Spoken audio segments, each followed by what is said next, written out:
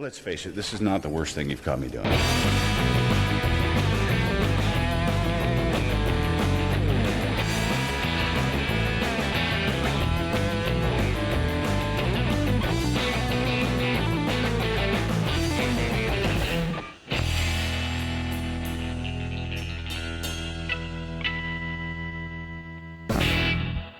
How's the training going? It's going all right. Things are going well. Yeah, I just started serious training now.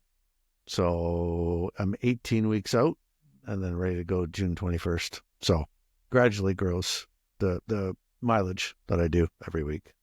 What's the end goal? I know anyone that I talk to say that they're training, that you obviously don't train right to the 42 kilometers. You train to what, 35, 36? It's about right. I think I peak at about week 15, and that's about 32 kilometers. So every week it's 5, then a long run, and then it goes 6 and a long run. And so the long runs get longer to the point where I have to do a half marathon partway through, I think about week 8 or 9. And then it gradually works up to 32 and then tapers off for the last 2 weeks before the marathon. So Any setbacks yet? not yet. No, I mean, I'm running indoors outside the elements. I'm on a treadmill. So when the weather gets better and the snow's gone, I'll be back outside. I'm thinking early end of March, probably. I'll be outside again. That'll be right. It's going to be not, I was going to say debilitating is the wrong word. It's not very encouraging running in the same spot, staring at a wall. Or I guess you could be watching TV or whatever, but it's not the same thing as getting out there and beating on the asphalt. So it's funny. I wake up in the morning on a Saturday and watch an EPL game. So that's my time. So I know 45 minutes, I'm probably going to go, about 8 kilometers, whatever it is, in 45 minutes. So that's about right. So I know how long I can be on the treadmill, and by the time and halftime, I know how far I'm going to go. So it's great. It's easy. It's easy. Nice. So what's the end goal here? Like Boston Marathon, or is that something that's like, It's funny you say that, because I did look up what the qualifying was for my age group. Between 50 to 54, I'm turning 52 this year. Holy smokes. It was 3 hours and 20 minutes I have to run. And the Grandma Marathon I'm going in, is what it's called in Minnesota, is a qualifier for that. But there's no way I'm going to do 3 hours and 20 minutes. I'll be happy to do 4 hours. If I do 4 hours or under, I'll be ecstatic. So will I try and qualify? I'll see how I do in this one. And then I'm doing another half marathon in Toronto in October. So with Kyle. So we'll see how that goes. is he training, or is he just saying, He hasn't yet. I'm in my 20s, I can do it? Well, he's young. He has the benefit of time, and age on his side. So, but he's in good physical condition anyway, right? Like all of his training and stuff that he's doing. So I'll give him a training plan to follow, but whether he follows it or not, he may just throw on some shoes and just show up that day and run, right? So that's what he can do. I can't. Do you think he'll just keep up with the old man, or what? He asked me today, he says, what did you do your half marathon in? He texted me and I said, well, I did 1 hour 55. He texted back, he says, oh, damn, that was good. So I don't know what he thinks he's going to do it in. I think if he really wanted to do it, he could do it in 1 hour, half hour 40 probably, if he really wanted to. Right.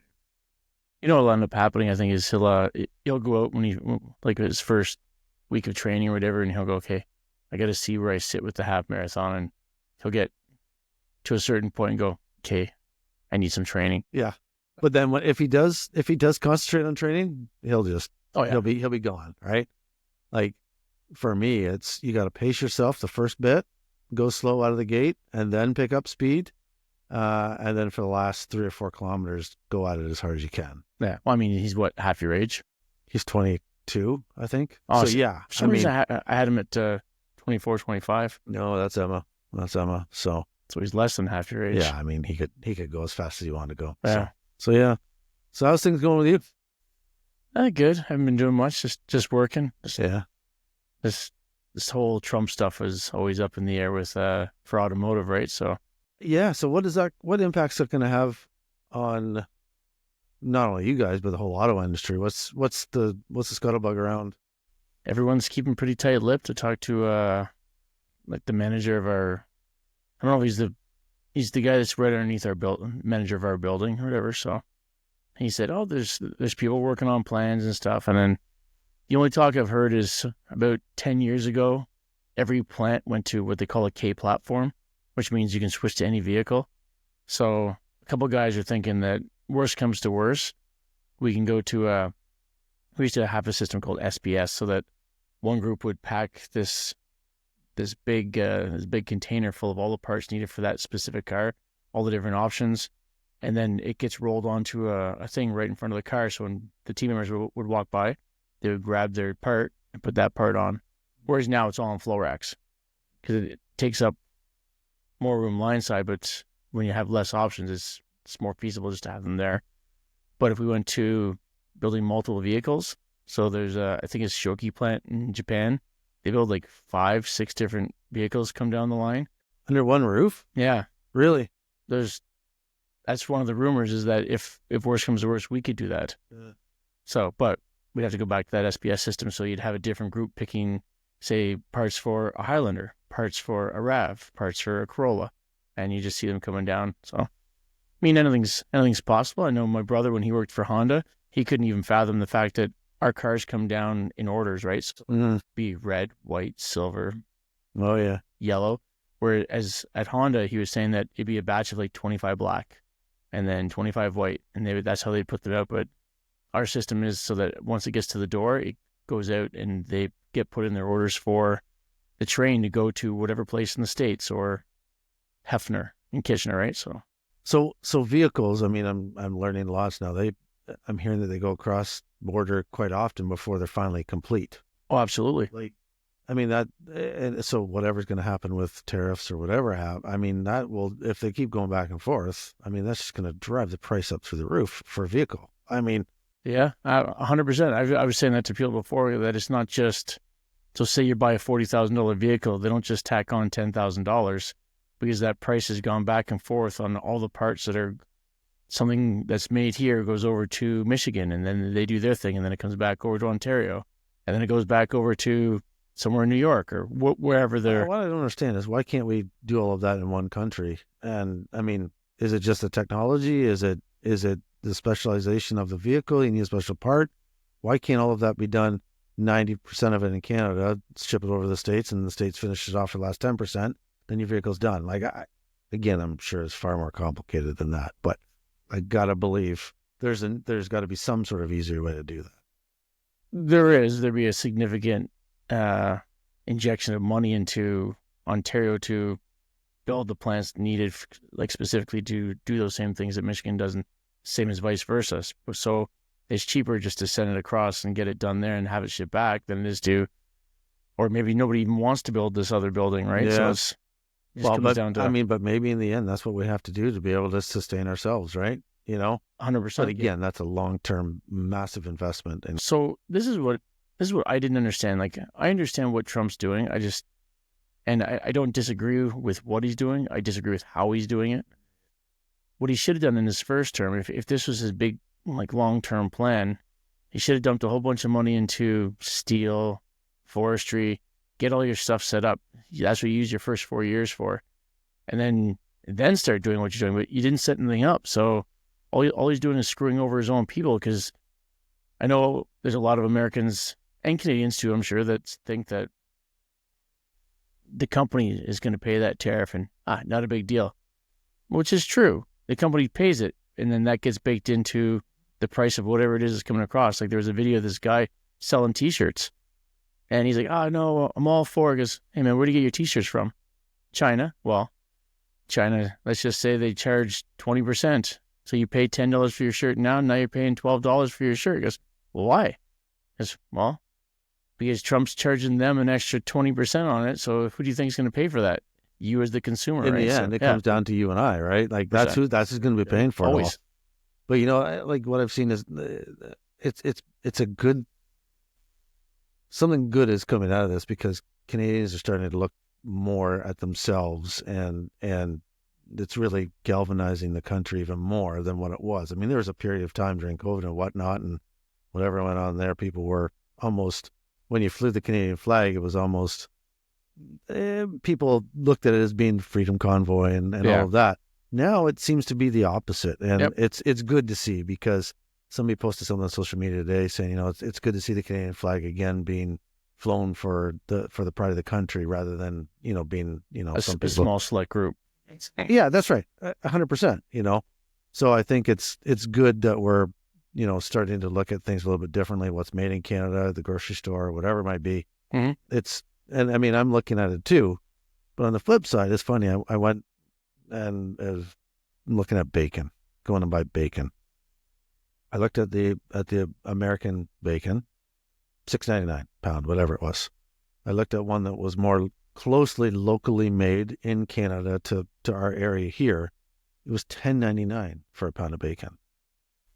So even if the tariff comes in, that bacon from the States is going to go up in price. But is it ever going to be the cost of the other bacon that will still probably be $2 or $3 more a pound than the other?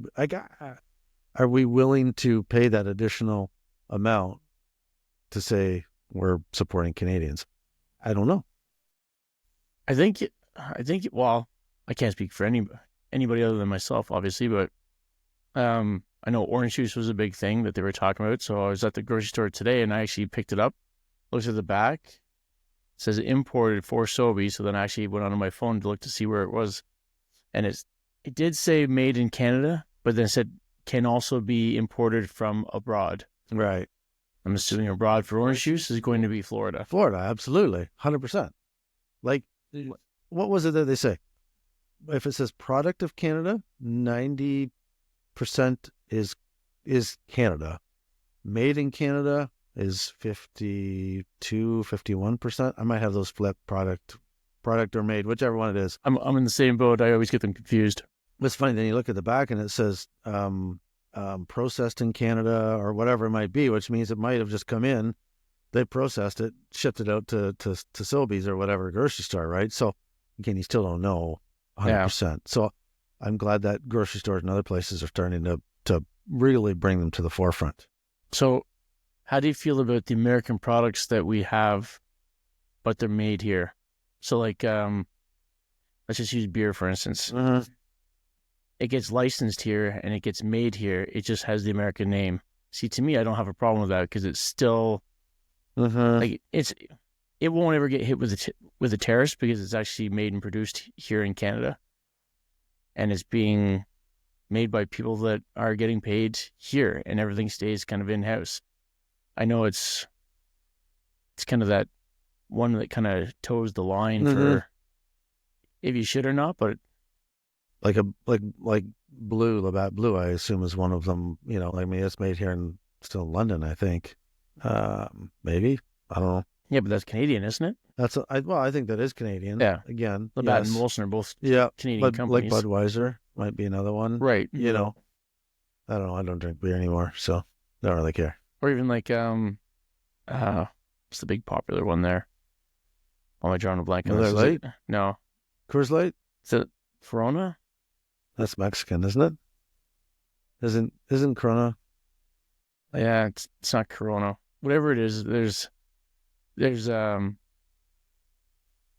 very popular and everyone thinks it comes from overseas. Oh, it's versus Japanese Sapporo. That's what I'm looking for. That one right there? Right. But this one right here is made in Canada. So you have to look and see on the label because you can get it from Japan, but it costs $5-6 more a case or whatever, right? So, right. Interesting. Never even really thought about that. Or even like even Kokanee, like within Canada, you've got a company that apparently tastes completely different out in BC than it does here. So because it uses glacier water, which I'm sure still comes from a tap. It could. This is true. So did you watch the hockey, the Four Nations? I mean, I don't know how much better hockey could get within the last 10 years, let's say. That was just spectacular. I mean, like everybody else is talking about it, different countries are talking about it. The States people who don't even watch hockey are talking about it, and they say, what is this sport? They just are beaming with pride. A lot of it has to do with probably a little bit of politics, a little bit of the actual sport. But when you have... I think a big chunk of it was politics. Do you think so? I do, yeah. I don't know. When you have the superstars of a professional league going that hard against each other.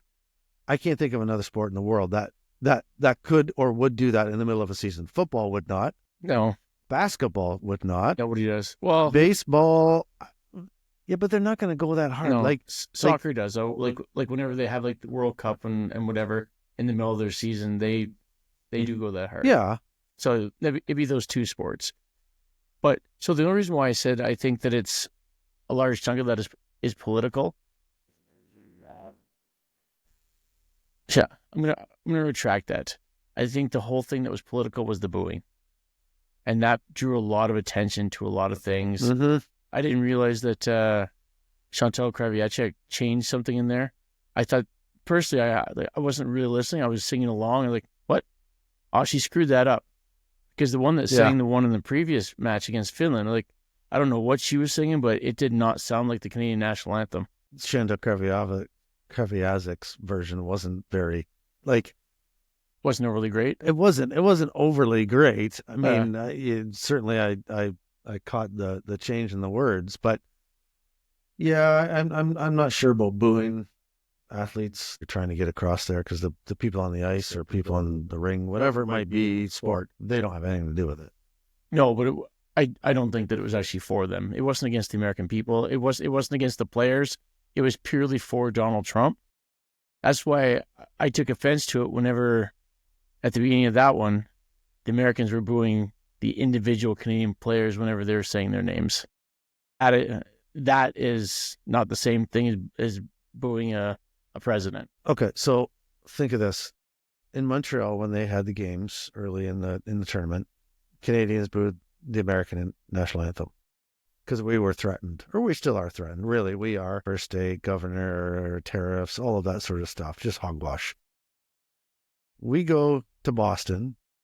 They start booing our national anthem. What are they booing our national anthem for when we're not? I mean, we're only going to do retaliatory tariffs. We're not threatening to take Minnesota or Alaska, or anything like that, right? I don't know. I think they were just booing because we were booing theirs. 100%. They don't have a clue why. It was just, they're booing us, we're going to boo them. Yep. They're not looking into why we're booing them. Mm-hmm. The smart ones did. Mm-hmm. They knew exactly what was going on.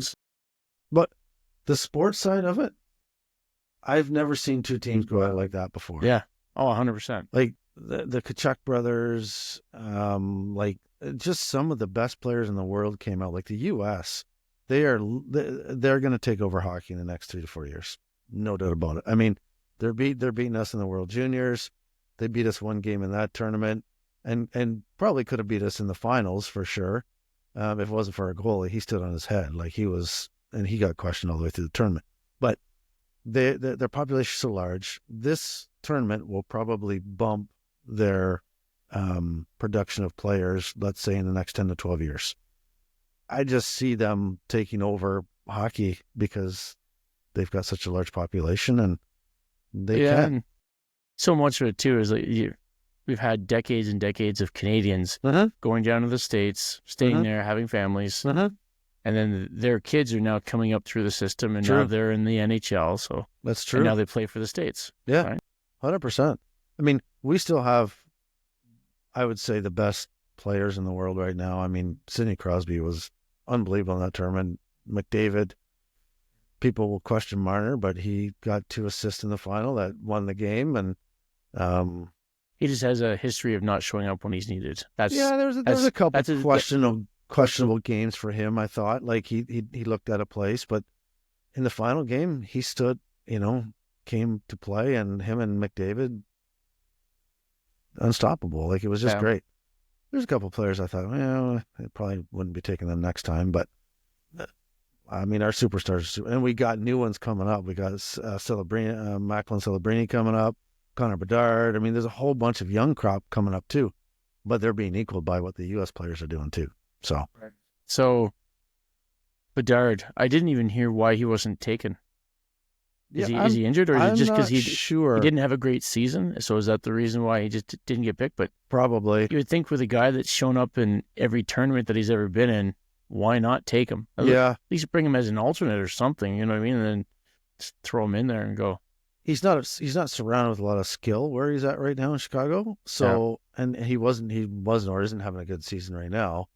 But I agree with you. I mean, he's a worldly player, and he'll be on those teams coming up, no question. So I feel like the last junior team that he was on, he wasn't surrounded with a lot of talent either, yeah, and still pulls Yeah. the tournament out of his ass. So I think he was a leading scorer, if I remember, yeah, I think so too. somewhere. So Oh. yeah, I don't know. I think still lots of good things to come from Canada, and like Mhm. you said, the great thing about this, not that you want the States to get better, but you do want them to get better because you end up with games like we just saw. So I mean, take the good with the bad is tournaments suck when you see one team blow out every time. It'd be like watching the women's team forever was always like that, and then it always came down to the U.S. and Canada, but Canada always seemed to win. It's funny. There's other teams coming up in the women's game too. Like I think it's Finland and whatnot, starting to get some traction. I mean, it's just how the men's game grew too, right? Like Finland and all those other teams, and Finland's now one of the powerhouses. Like just as example. They've been hockey powerhouses for years, really. Yeah. They just haven't been at the same level of the powerhouses of the U.S. and Mhm. Canada or whatever. No, and the other one, I mean, if you want to talk political, I mean, Russia, they're obviously not in the tournament. They have unreal players themselves, but they're just not allowed to be in these tournaments right now because of what's going on in Ukraine and Russia, right? So, yeah.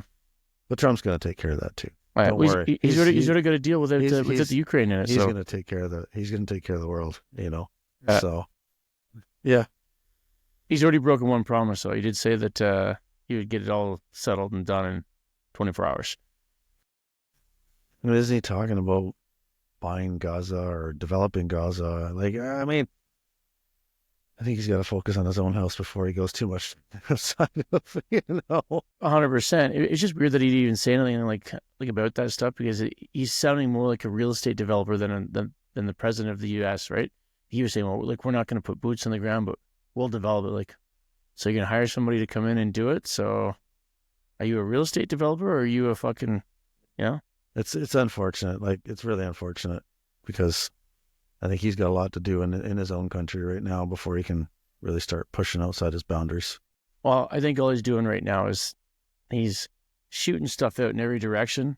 He's got, the first 200 days, or not 200 days, 120 days, whatever it is of being in, he's until they get to their midterms that he's trying to get all these things done and pushed through. So he's firing off 1,000 things in these different directions, hoping everyone's looking all over here. Yeah. When in reality, he wants these 5 things. He's creating chaos. Yeah. And then really wants to focus. Yeah. I think you're right. That's a good point. He could be doing that because he's talking about Greenland. He's talking about Canada. He's talking about Mexico. He's talking about Europe. He's talking about like, yeah, Panama Canal. absolutely. So yeah, you could be right. There's probably 4 or 5 things that he's really focusing on. And the rest of the stuff is just noise. I do kind of think the Ukraine thing is one because he wants those minerals and like those rare metals and all that stuff. So because he's getting cut off from everybody else. I heard a rumor. I don't know if it's true or not, but he's deporting all these people back down to South America. Apparently, South America put a ban on American flights coming in, which I don't know if that was true or if it was a joke, but I started laughing. I thought that's hilarious that we're going to send all these people back to you. Yeah. Well, they just restricted all the airspace. Now we can't. So, but he's pissing every country off all over the place. I mean, he put, is it 10% worldwide? And then it went 20 to China, 25 to Canada. Yeah. Yeah. I know he's got lots on the go. Well, there's lots going on in the world right now. Like what happened in Toronto there? Flip plane, like Delta, yeah. Holy smokes! I still haven't really heard what the hell the cause was, but What was winds? Was it winds? Yeah. Really? I saw this computer reenactment. So the plane's coming in. They've got 60 to 70 kilometers an hour, sweeping from side to side, I guess, and it shows it kind of coming in. And when it goes to touchdown, it gets hit really hard. And so the pilots tried to correct, but they hit hard on the right side. It didn't say that the landing gear collapsed, but I kind of just assumed it did. And that's when it hit, and then the right wing broke off. And because that broke off, it was able to roll. And then the left one just kind of came up and over. So, Do you think the seatbelt sign was on? Nah. Obviously, everybody had their seatbelt on because, Yeah. like, I would think if somebody, when you flip over, I mean, that'd be a pretty violent, Yeah. and you'd be thrown. So I don't think anybody was. I know people were injured, but I don't think anybody was killed in that. There wasn't any fatalities. So wow. I mean, kudos to all those people having the seatbelts on, and the people that were probably checking to make sure they had all their seatbelts on. Yeah. You know, but could you imagine? I heard that they offered everybody on there $30K, no strings attached.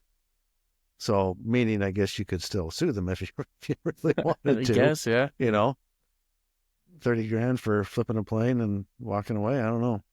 It'd be scary as hell. So here's the catch, though: it's 30 grand in flight vouchers. Yeah, on another Delta flight, right? Yeah, exactly. But hey, mad props to I believe it was Bombardier was the one that built that plane. Any other plane, I think that thing would have been torn apart. Like if it flipped upside down and slid on the fuselage, and the whole thing's intact. The only thing that's missing is the tail and the wing. So I mean, Yeah, it's pretty impressive to not have much more damage. Yeah. You know, now it wasn't one of the big planes, was it? It was like a 7. I think it's equal to like a 737. Okay, that's what I was Maybe? going to say. Yeah, okay.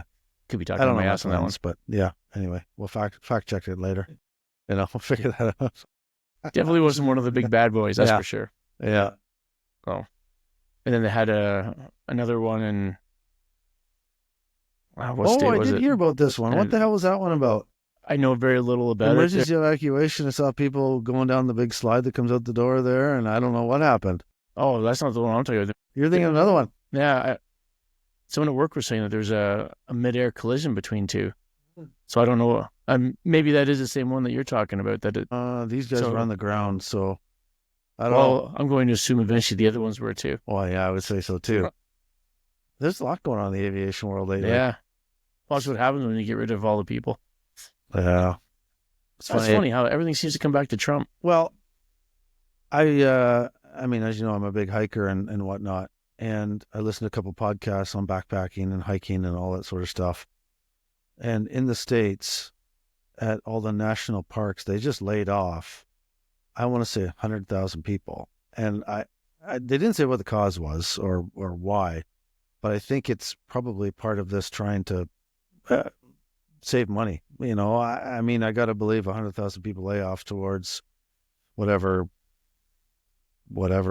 department it is will now show some savings, right? So I don't know whether, again, this is all politically driven or not, but by removing all of those people that take care of the trails and you know, just the booking systems, all that sort of stuff, if they've lost all of those people now, it's going to be a disaster. I even think it was more than 100,000 people, but I don't know how you can. Number one, you're going to lay off all those people. Now they don't have jobs, the unemployment rate, but you're not caring for these nature that people enjoy. And I think it's going to be a catastrophe in the States, like at all of these parks that are doing that stuff. And it's a shame. It really is a shame, you know? Yeah, it's funny. Is it they're running the States like it's a business. Like Kevin O'Leary was saying that he thinks what he's doing is great because he's a business guy, right? So I guess in their world, it's come in, wipe everything out, and then bring back what you need. Well, I don't think you can do that as a government. What you need to do is slowly scale things back and see what gets affected, Right. and then as opposed to get rid of it all. Ooh, all these things got affected. Now you got to bring everything back. Right. So That's right. Like, it will have a detrimental effect, not only just what I was talking about, but whatever other departments. What was the other one he's done? Anyway, there's another one where he's just almost totally wiped it out. not like USAID. Yeah, like something. But that one I kind of understand. But don't you have to analyze it before you make a rash decision? Before just saying 100%. we're you done. should. I mean, if I did that at my work, I said that's it, not doing it. I mean, or at another big corporation I was at before, Yeah. you'd be fired. Like, you'd be fired. Yeah, but if you're the boss of that corporation and you're doing that, nobody can fire you, I guess, right? I guess, but at the same point, I don't know. It just seems like I like your idea. Scale it back, like little pieces at a time. Okay, we don't need that program anymore. Let's take it away for now. Mhm. Take away another one, and if we think that we need that one, we will make it better and bring it back in a different form, right? But by totally wiping it out, No, like you could easily go in and say, each department has to scale back 5%. If that's 2 employees, that's 2 employees, whatever, right? So Yeah. yeah, I just I don't think they think. Of course, they're all businessmen, right? They're not politicians, so they don't. It's like they don't understand or get. Clearly, there's a lot of things that they don't seem to understand, that they just come in and just do whatever the hell they want. Super Bowl. We haven't talked about Super Bowl. Yeah. We probably haven't talked about that on this since then. We haven't been on here. So, thoughts on the Super Bowl? It was good.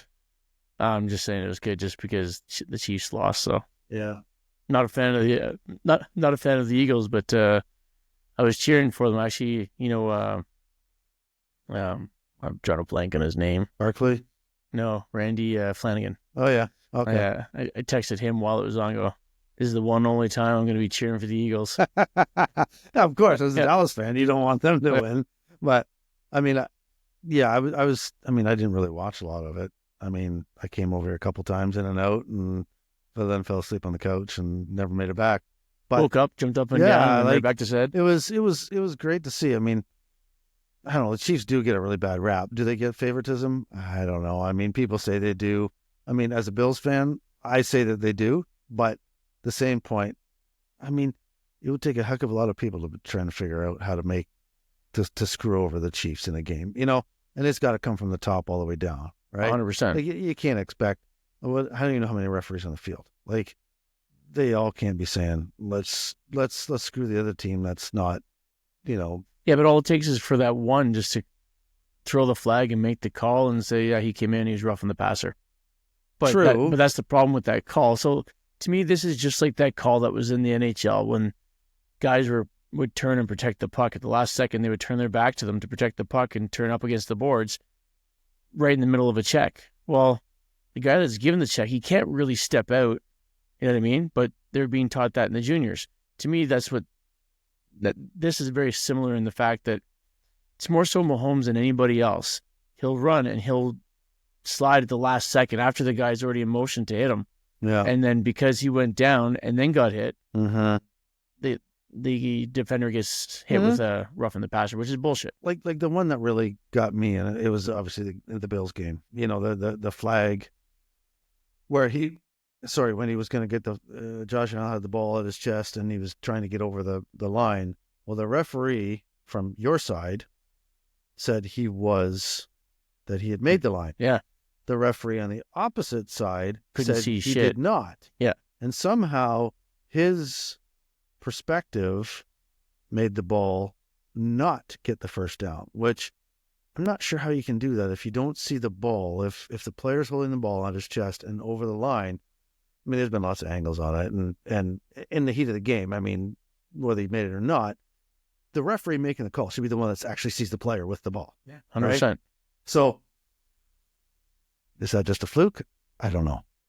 See, for an instance like that, I think that's when you've got two refs coming up and they're on different lines as they're coming up because they're supposed to be on the line that they're making the call for. Yeah, It should automatically be that the head referee is looking at this going, what the hell, guys? yeah, Hold on a second. Go and look at the monitor. Then that way he can Yeah. determine which linesman Agreed. is actually right.